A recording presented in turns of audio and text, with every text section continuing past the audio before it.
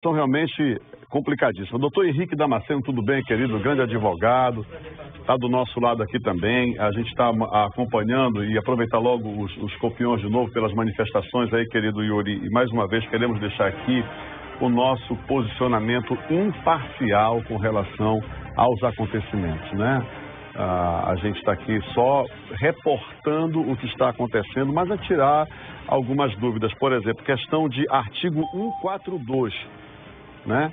O que é autorizado? O 142, me parece que isso não autoriza uma intervenção militar. Então, usando muito o artigo 142, doutor, você pode explicar para a gente sobre isso aí, Monge? As intervenções federais, elas não têm previsão na Constituição. Isso, como se fala, né? Desde a década de 64, né, aquele golpe de 64 está tentando, a pessoas que são correligionários dessa época estão tentando rememorar aquilo e trazer isso à tona. 64. O golpe de 64 foi isso. Houve uma tentativa de dar uma nova Constituição na época e os militares tomaram o poder e queriam e conseguiram, né, ficar várias décadas aí com o militarismo que a gente conhece, o período da ditadura militar, o período do militarismo no Brasil. O trecho da Constituição que trata, na verdade, da atuação das Forças Armadas, né, que as posiciona sobre o poder soberano do presidente da República, diz, abre aspas, as Forças Armadas constituídas pela Marinha, Exército, Aeronáutica, são instituições nacionais, permanentes e regulares, organizadas com base na hierarquia e na disciplina, sob a autoridade suprema do presidente da República e destinam-se à defesa da pátria, à garantia dos poderes constitucionais e por iniciativa de qualquer destes da lei e da ordem, como explica o que a gente está lendo aqui. Agora o doutor Damasceno fala para mim o seguinte, isso é motivo para uma eventual intervenção, porque não, um candidato não foi reeleito? Aliás, o presidente não foi reeleito?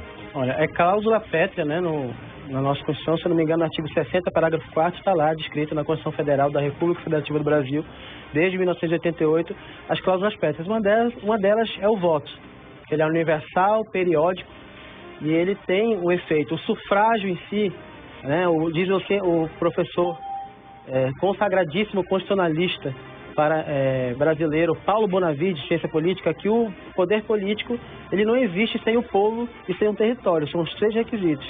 Então, para que haja esse direito de uma intervenção militar seja respeitado, há um conflito de direitos aí, há um conflito de garantias.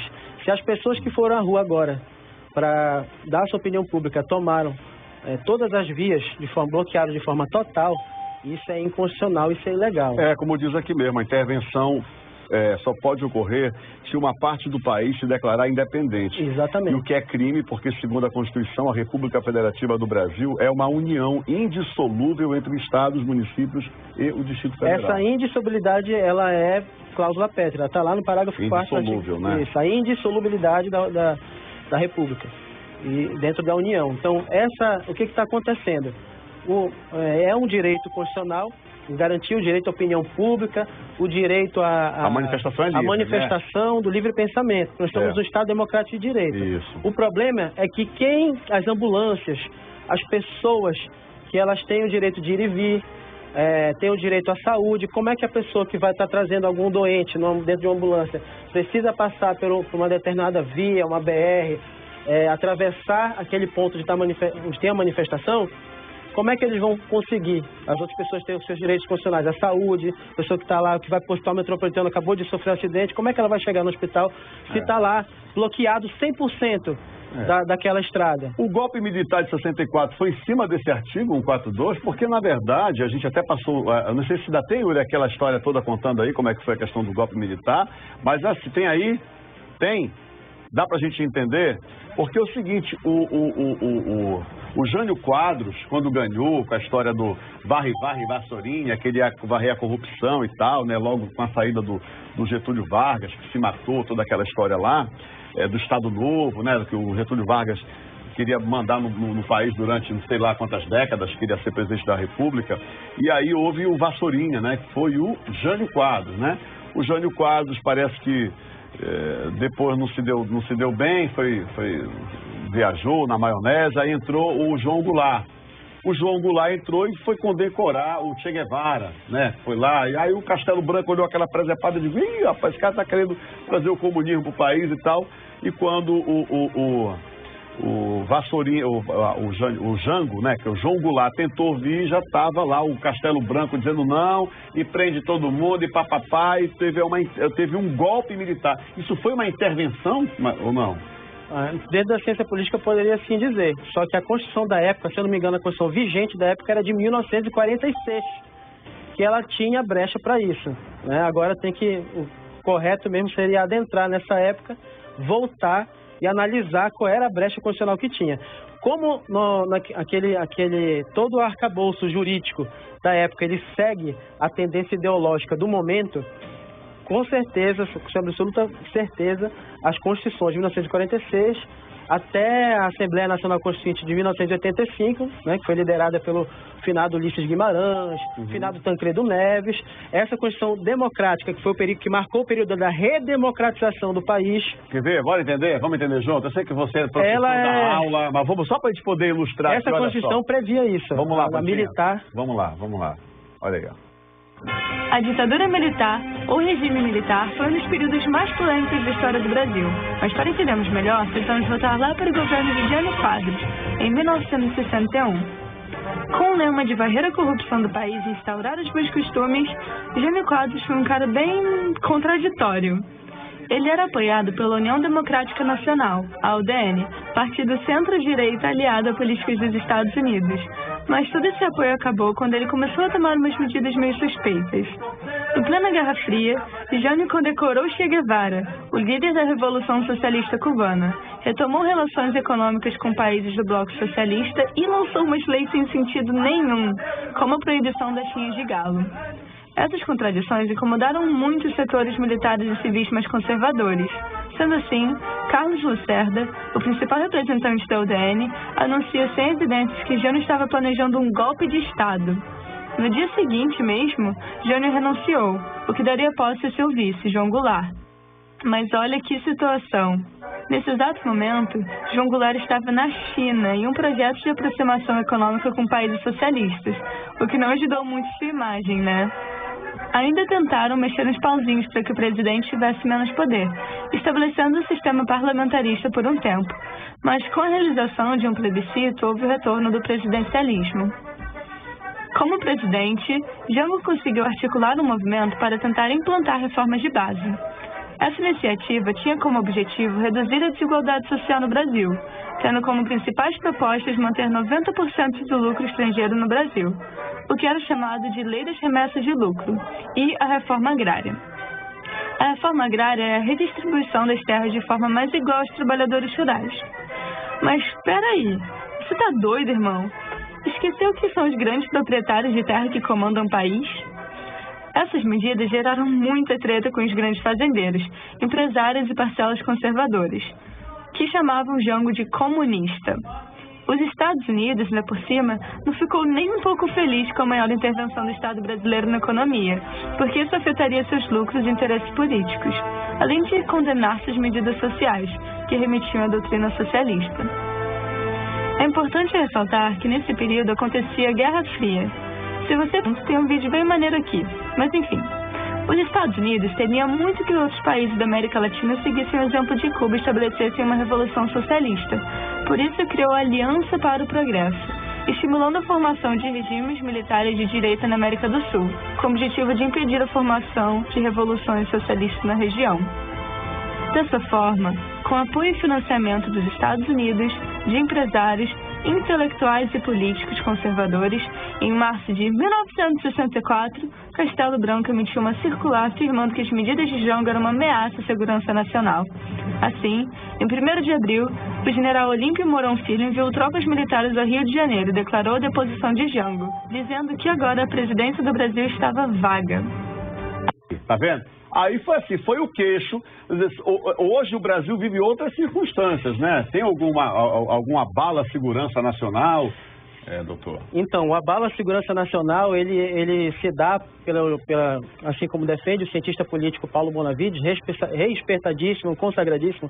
Ele diz em sua obra Ciência Política que a insegurança jurídica, ela é quando há uma tentativa de revolução. E a revolução ela só se dá quando uma parcela grande de pressão popular do próprio povo se insurge contra o poder estabelecido ou com alguma tomada de poder diferente daquilo que se esperava, que no caso é uma eleição que dividiu o Brasil. E com o resultado das eleições, com a assinatura embaixo, com a aceitação, digamos assim, do presidente da Câmara dos Deputados Federais, o Arthur Lira, que era muito parceiro do Jair Bolsonaro, aceitou a vitória do Lula.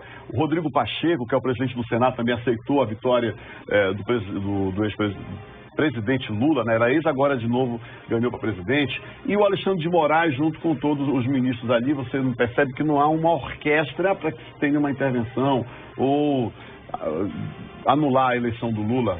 Exatamente.